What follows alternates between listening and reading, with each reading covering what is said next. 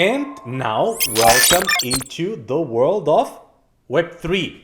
Again, in Web 1, companies were signing up for domains, www.com,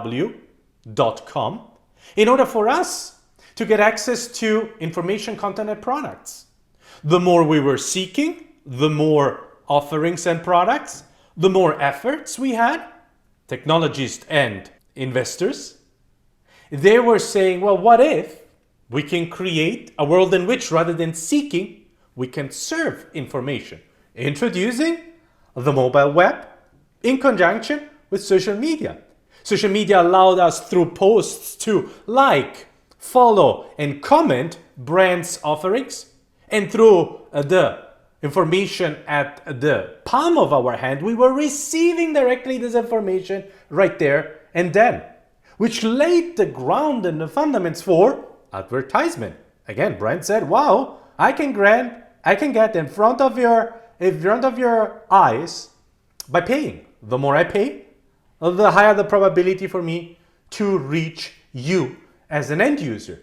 And the entire data level that was generated around that was always centralized through those big hubs such as Google, such as Facebook, such as YouTube, such as Pinterest. Why? Because the more you were engaging, the more you were liking, the more you were disliking, commenting, the more people were paying through those channels.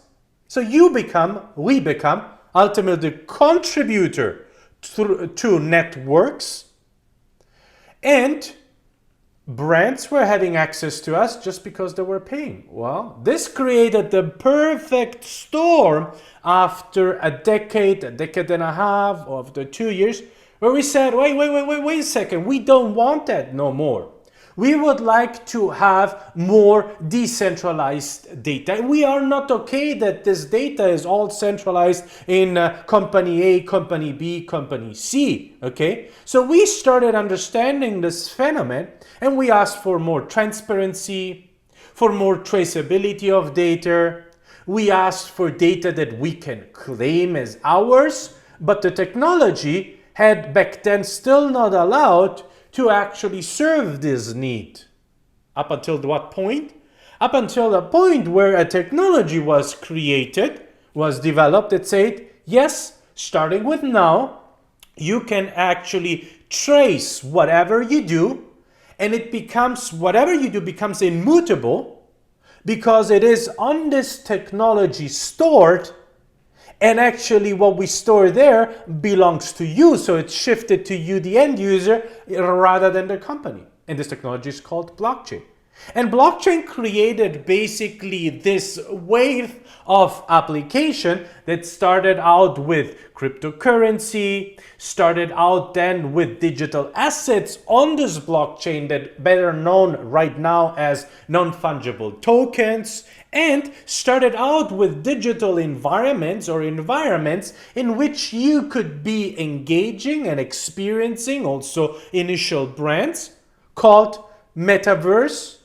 And then it landed up basically under the entire umbrella of Web3. Because before I double click actually here on what you can do in the metaverse, let me expand again a bit about the Web3. It's the evolution of Web 1, Web 2, Web 3. And now in Web 3, our need is basically what? No longer getting served things, no longer saying, follow me on, but the future will be all about experiencing.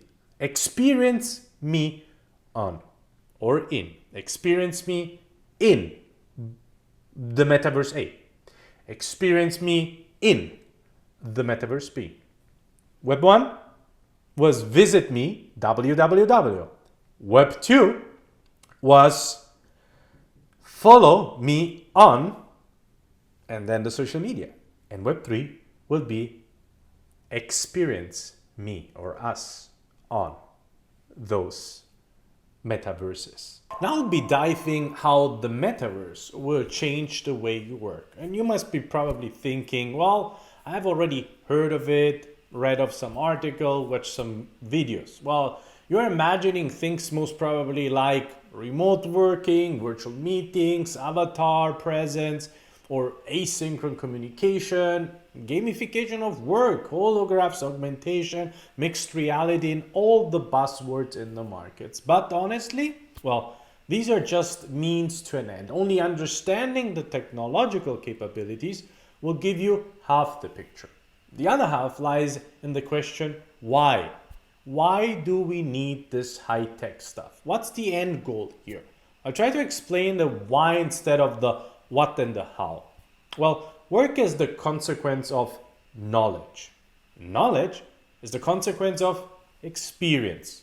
And experience is the consequence of actions. And right now, it's not the way that things are interpreted, understood, and how it works. Right now, work is the consequence of experiences that are loosely assessed by a few certification from third parties, universities, schools.